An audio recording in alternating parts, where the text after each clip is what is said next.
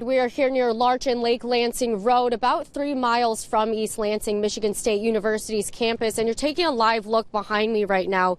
You are seeing about a half dozen police cars here on the scene. It's definitely still snowing. If we take it to the roads, you're going to watch this cattle-bus coming by here, and you're going to see that while you can still see the pavement, that it is slippery. We are here on Cherry Street and Nelson Street in Potterville, and just take a look at the damage right next to me on this roadway. You are seeing large trees. Here in Michigan, for the first time ever, we had 9 days of early in-person voting. We are away from the thousands of people who are gathering in downtown Lansing. We're kind of behind the state capitol on South Walnut Street, and I'll show you why. One of the most newer things to Silver Bells in the city are all of these drones for the incredible light show. The first song that's being played, what is it? People can tune in now. Mariah Carey, All I Want for Christmas Is You. All I want for Christmas is you. Live in Lansing, Taylor Gattoni. A military mission to protect the past for future generations. A battle against the destructive forces of nature. Taking place here in this garage. It was in clear water and storm surge from a hurricane, covered up just above the motor, which means there's salt water in everywhere that salt water can get. Jeff Young loves restoring old Jeeps. 1981, 1982, my first Jeep. It's been a while back. And he made it his mission to restore this piece of American history to its former glory. I just rinsed it off with the hose. Tomorrow, it won't look anything like this. Jeff began working on this World War II Jeep last October. I would say the voltage regulator is no good. I'm going to take the starter and generator off, but I don't know. That looks pretty bad. The vehicle, made in 1942, surviving wars, but succumbing to the floodwaters from back-to-back storms. Everything I took apart, I had to clean because there's salt and rust in there. As damaging as Hurricane Helene and Milton were, the silver lining was saving this piece of history and revealing the original script F from Henry Ford. All the bolts, all the frame, the body, the hoods, the fin, everything has an F stamped on it. The Jeep is an American original that has stood the test of time. They only made so many of these during World War II, and they're not going to make any more. At the height of the wartime effort, 630,000 Jeeps were made, assisting more than 16 million American troops to victory. The Jeep, a symbol of American dependability, durability, ingenuity, and strength. This is a piece of history that needs to be saved. Like the homes destroyed from natural disasters, Jeff completely disassembled this Jeep down to its frame and engine. Inside of a 1942 Jeep motor. I could have done it halfway or do it right.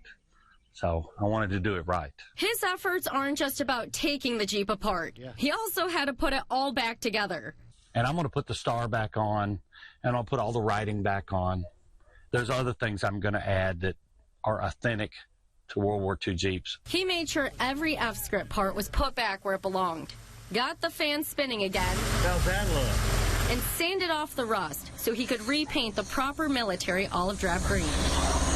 Once the Jeep was reassembled, he filled the piece of history up with gas, fueling it back to life. Just a Jeep guy. Look at this. I just like rebuilding old Jeeps. The more than 80-year-old piece of American history is now back in gear thanks to Jeff's time, helping hands, and we can do it spirit. In Florida, Taylor Gattoni, News 10. These Grand Ledge Palmers are kicking it into gear by making history at States. Let's go! 5, 6, 7, 8.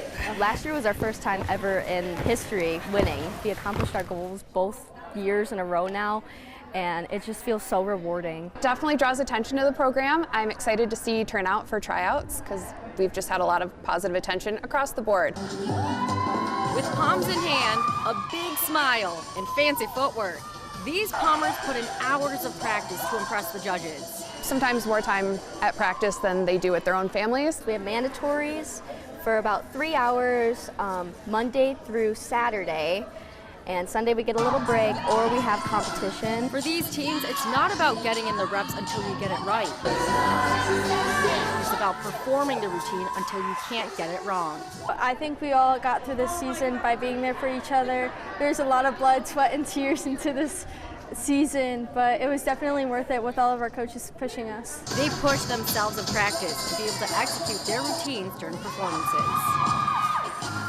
Always came to practice with a different 8 count. Hey, I've been working on this. What if we put this in this routine? Their routines require repetition to get down the choreography, counts, transitions, timing, and even facial expressions.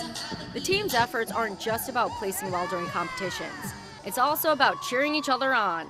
In Grand Ledge, Taylor Gattoni, News 10. Go!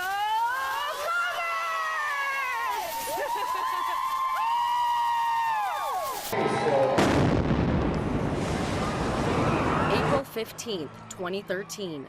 Bombers attacked during the Boston Marathon, carried out by 2 brothers. The homemade bombs, planted in backpacks to express their anger over wars in Iraq and Afghanistan. 26,000 runners ran for their lives. Stacy Menapace-Dietzel was among them. I was quite close to the bombing, and when I got home, I was really struggling. I couldn't be in any large group. Oh, hi, Stacy. You're almost there. To cope with her anxiety and her fear of crowds, she chose to push past fear and pull in strength by leaving her footprints across the globe. I just decided I was going to put myself in every major marathon. Stacy has raced every major marathon and on each of the 7 continents. I did not think I wanted to run more than a mile. That 1 mile has now turned into more than 341 miles. Stacy's marathon mission started with her potentially needing leg surgery. Instead of surgery, she chose to strengthen her legs through running. I needed to get up and move. At first, moving meant getting off the couch. I couldn't be in a parking lot. It was really bad. I couldn't sit in a restaurant. And I knew there was a problem. After the bombings, Stacy was terrified to run, but knew she needed to do it over and over to face her fears. She also wanted to help others, which led to her getting involved as a nurse case manager who uses the practice of exposure therapy. I also think it's important to share with other people in case they're stuck, because it's easy to get stuck.